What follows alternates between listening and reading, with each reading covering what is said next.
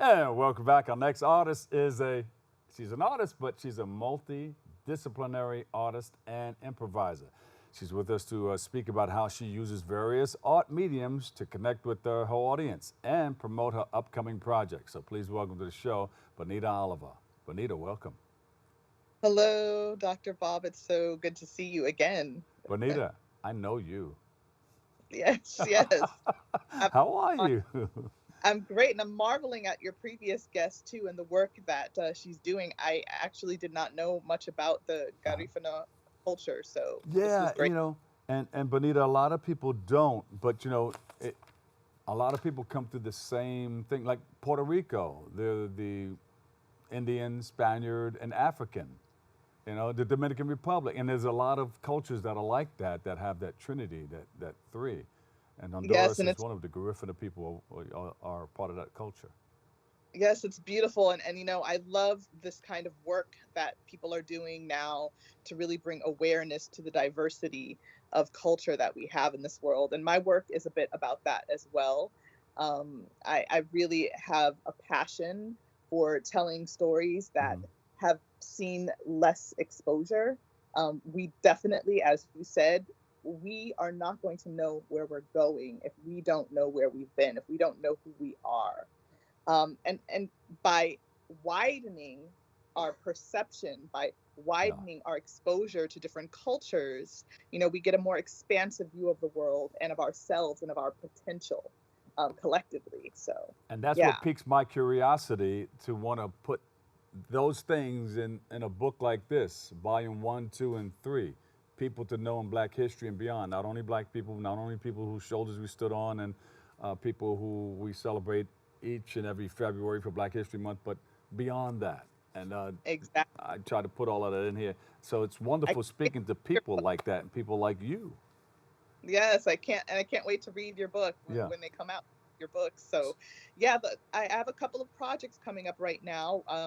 One is on April 3rd at Mm-hmm. Chelsea Factory. It's co-presented with ICE, the International Contemporary All right. Ensemble. The piece is called For Namesake, Uh huh. and I'm really wanting to look at our surnames, take a look at our last names, our surnames, Yes. because our surnames, they tell a story about the dynamics of power, also about the abuses of power. It's like getting a map of what has been done, to people and to the land. So I'm very curious about what our last names say about our relationship as humans with the earth and with each other. Yeah, yeah. So when you say you're an improviser and multidisciplinarian, speak to us about that. Yeah, so I create works that usually integrate different mediums. I create immersive, interactive experiences for audiences that incorporate sound, movement, storytelling, sometimes visual art as well.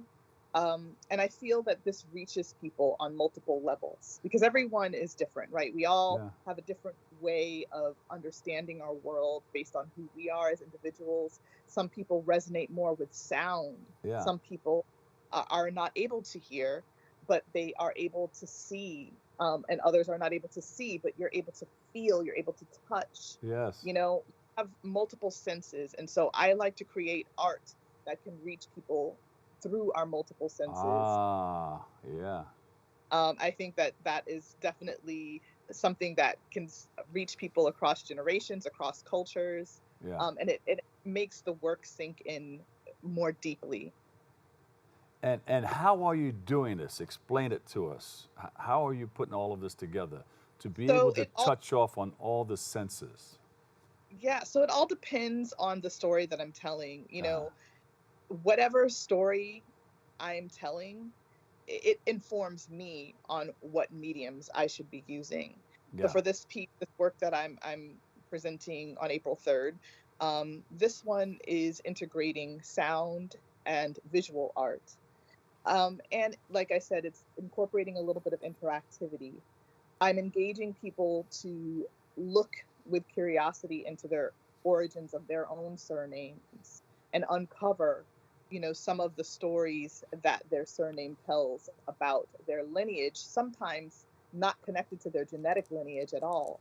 Ah, For example, my mother's surname, or my father's surname, they are not necessarily connected to their genetic roots. My parents are people who descended from people who were enslaved. yeah, And sometimes we took on the names of our enslavers, or there was just a name that we'd heard, and we would apply that last name to ourselves once we became legal citizens. So it doesn't necessarily have any connection to the roots of to our genetic roots, but it does tell a story about, you know, the origins of that surname can tell a story about how we came to be who we are in another way. yeah, Like I said, if you are the descendant of someone who is enslaved, you can trace that name to the person who might have owned your ancestor. And then you can yeah, go back there and uncover a lot more about your history. And I think it's important to know these things, at this time that there's a lot of backlash to having a more integrated history, a more holistic and truthful telling of history. We need to know these things. I'm trying to engage audiences in a way that they are taking it upon themselves to do their research, learn their history in a yeah. very personal way. I interviewed a young man a long time ago by the name of Dr. Rick Kittles, and of course he came up with your how you can trace your lineage. Um, and he's still out there. I have him in one of I think my first book, People to Know in Black History and Beyond. I keep mentioning it because I never really promote my own stuff. I promote everybody else's stuff. But I see But little it sounds like, opportunities just to mention it and what people are saying. I can throw it in there. But he traces your lineage all the way back to different parts of the country, even Africa. Um, if you were to trace your name back, your last name Oliver, how far would it go back? But you would able to see where it connected yes. and go And back from there. yes, interestingly, a lot of our last names have different variations. They have merged to become one familiar last name. For example, my last name, Oliver, but they have two different stems originating from two separate meanings. For Right. example, Oliver could refer to someone who was in, Rome, who was overseeing olive trees, but also it could have origin that are from Old Norse, Yeah. and that has a totally different meaning. The name Oliver actually would have a different spelling, a different pronunciation, and it would refer to father or ancestor. Hmm. So another variation of the roots of Oliver um, means elf army. So three different meanings coming from three different origins, but then later kind of Hmm. converging to become one name that is more commonly used. And this is the case with many surnames. For example, Lee, your name Lee, it has different origins. It could be Old English origin, where it means like a clearing in the land in a forest, or it could be rooted in uh, the Chinese dynasty, the in the 6th century, with the roots of Li, Li, then changing to Lee as it became Americanized, And then for the example. Ligh. L, Yeah. exactly, Lay. So there's many Yeah. different variants. So I just find that fascinating. And it also, when you look at this, you can see how we're all Mhm. tied together. You can also see how some of our sometimes problematic history, Yeah. has brought us together. Um, and I just think it's another way, we're many of us who are trying to do work of ancestral healing, of reckoning, of kind of setting a new trajectory, correcting the errors of the past. Yeah. Sometimes we need a way in, and this is one other way in, Yeah. to look at the origins of your name and Beautiful. to see that there's another way forward. Once you look back, like you said, you can set a trajectory from a new direction for a new way to approach the way you move through life Yeah. with more consciousness. And what are So these pictures here? Explain these.